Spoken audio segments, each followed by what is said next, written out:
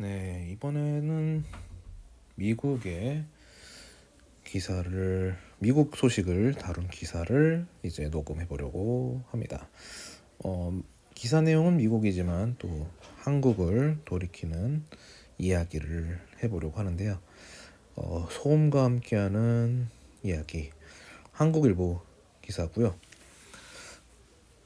반려견이 죽고 고독사를 걱정하는 이제 80대 미국 노인들의 이야기를 다뤘습니다. 이제 기사 전반에는 이제 어떤 한 이제 미국인을 뭐 실제 사례를 이제 약간 이야기 형식으로 다루고 또 미국의 독거 노인의 비중이나 문제에 대해서 이야기를 다루고 있습니다. 일단 현재 22년 기준치로 봤을 때 이제 미국의 독거 노인 비율이 28%라고 합니다. 동아시아의 비중이 한 10%라고 나오는 거 보면은 아무래도 우리 그 동북아랑 동아시아 다 합쳐서 아마 그렇게 비율로 한 것 같은데, 우리나라 같은 경우만 따져도 이제 23년 기준 21%이기 때문에 우리도 만만치 않죠. 근데 이제 한국의 독거 노인 고립이 미국보다는 나은 점이 있는 편인 게 이제 한국은 도심에 있는 노인으로 치면은 좀 더 위급 상황에 대처하기에는 좀 낫죠. 그러나 이제 도심에 있는 노인의 경우에도 고독사의 위험은 높죠. 왜냐하면 한국이라는 사회가 이제는 더 이상 가까운 이웃이 어떻게 되는지는 돌아가신 뒤에 이제 나오는 그 악취로 인해서 발견하는 경우가 훨씬 많긴 하죠. 미국으로 이제 시점을 돌려보자면 대체로 미국의 노인들은 거주하는 형태가 일종의 타운하우스, 그러니까 집들이 이제 개인 단독주택들이 다닥다닥, 뭐 다닥다닥까지는 좀 그렇고 아무튼 좀 어느 정도 일정한 간격을 두고 이웃처럼 지내는 상황이라서, 사실 그 타운하우스가 형성돼 있는 곳이랑 뭐 또 쇼핑몰, 또 병원 이런 식으로 좀 나눠져 있죠. 그래서 어디를 가던 차가 없이는 다니기가 어려운 구조인데, 응급 상황 같은 경우면은 이제 홀로 사는 노인 입장에서는 어 일단은 발견되기 굉장히 어렵고, 그래서 발견되더라도 어 이제 응급 상황이기 때문에 앰뷸런스를 통해서 가는 동안에도 위급 상황이다 보니까 아무래도 뭐 실질적으로 발견되기 어려운 부분까지 다 고려하면 사실 한국보다는 위급한 상황이 될 가능성이 높긴 하죠.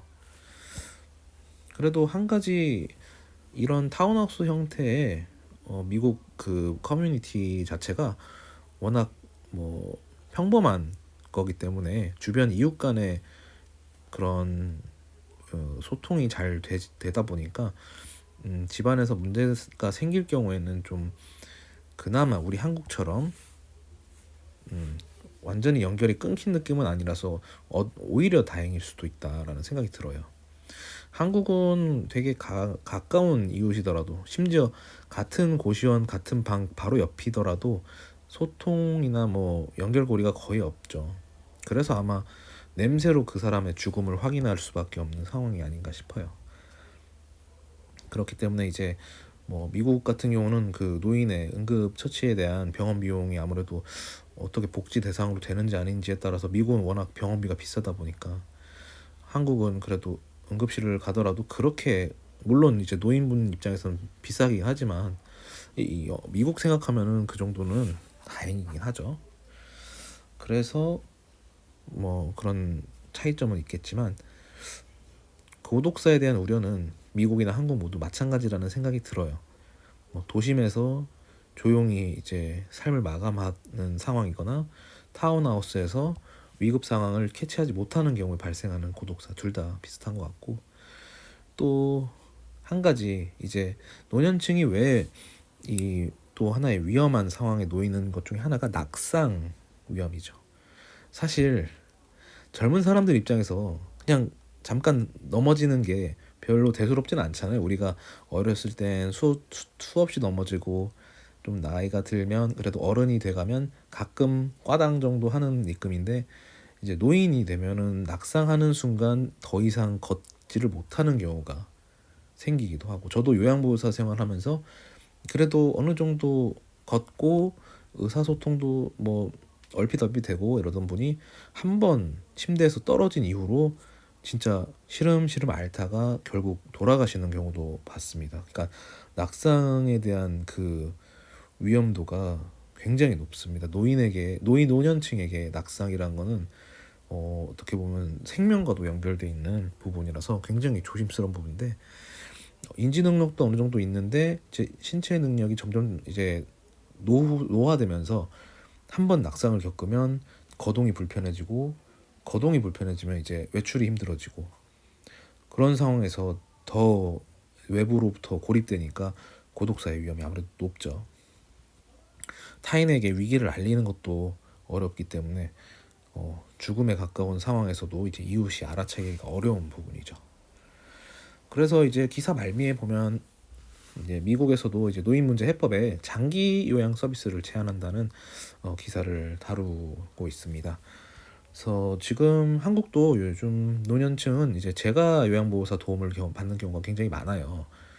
보통 재가 요양 서비스 하는 이제 회사라고 표현하긴, 회사가 맞죠. 어쨌든 업체들도 많아졌고, 또 아무래도 이제 짬짬이 일하고 싶어하는 젊은 중년 여성분들, 저의 어머니 세대 분들께서도 이제 오랜 시간 일하는 건 어려울 수 있고 짬짬이 이제 일할 수 있게끔 재가 서비스에 참여하는 요양보호사들도 꽤 많아졌고요.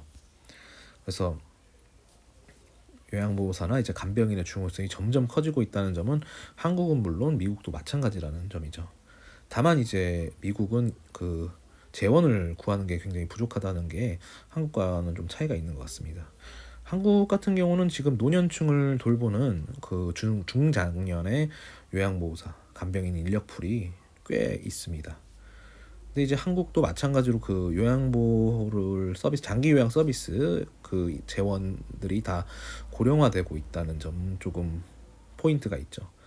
대체로 이제 한 8, 90대 노인분들을 이제 5, 60대 장년층이 돌봄이 역할을 하는 셈인데, 지금은 그래도 이제 중국을 비롯한 외국인 인력이 이제 요양보호사 혹은 간병인 그런 돌봄 서비스를 제공하는 인력으로 지금 현재 유입이 되고 있습니다. 다시 미국으로 돌아가자면 이제 미국에서도 마찬가지로 이민자 출신을 장기 요양보호 서비스에 인력으로서 좀 지원하게끔 정책을 제안은 해보고 있지만, 이게 이제 불법 이민자 문제로 겹치다 보니까 정책화가 어렵다고 합니다.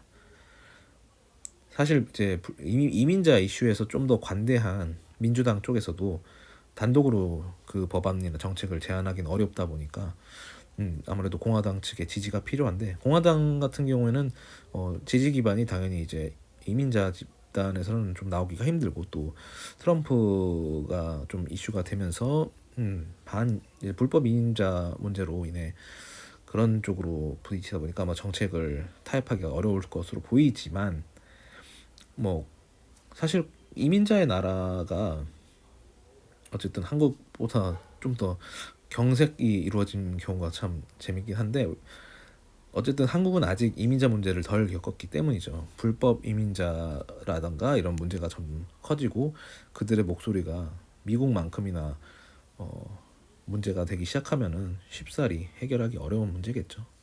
또 미국이란 나라는 불법 이민자들이 모여 달려드는, 어떻게 보면은 불법 이민자들에게는 적과 꿀이 흐르는 땅이기 때문에, 물론 그들의 삶은 굉장히 척박하지만 그들이 살아왔던 나라보다는 훨씬 나으니까 계속 찾아오겠죠. 근데 어쨌든 지금 공화당 쪽에서도 그 노년층에 대한 존중이나 뭐 이런 공경, 아마도 그런 게 있겠죠. 그 어쨌든 미국이라는 사회를 짊어졌던 분들에 대한 존경이 아무래도 공화당 쪽에서 있다면, 이제 민주당에서는 이민자들이 불법이 아닌 이제 미국의 한 시민으로서 살아갈 수 있는 토대, 그렇게 해서 미국인의 가정으로 돌아올 수 있게끔, 그렇게 해서 두 부분이 합치된다면 이민자들을 이제 노인 돌봄 서비스에 인력으로 지원할 수 있는 방향을 한번 생각해보는 것도 괜찮을 것 같아요. 왜냐면 이제 그렇게 하지 않으면은 노인들의 문제를 해결하기에는 굉장히 비용적인 측면이나 그 사회적인 예산, 복지 예산이 만만치 않기 때문에 이런 부분을 해결해 나가는 거는 사실 한국이나 미국이나 큰 숙제입니다. 그리고 제가 그 청년 그 중국의 요양원 생활, 공동 거주 생활에 대해서도 자연스럽게 한번 얘기해 보고자 하는데, 그 장기 요양 서비스 같은 경우도 어쨌든 복지 예산이 투입되는 부분이라서 그 복지의 그 그물망에 생기는 빈틈을 노인과 청년 간의 어떤 공동 거주, 유럽에서도 잘 이루어지고 있는 부분이죠. 미국도 마찬가지라고 하니까 이 부분을 좀 더 유도해 나갈 수 있는 부분을 강구하는 것이 좋을 것 같아요.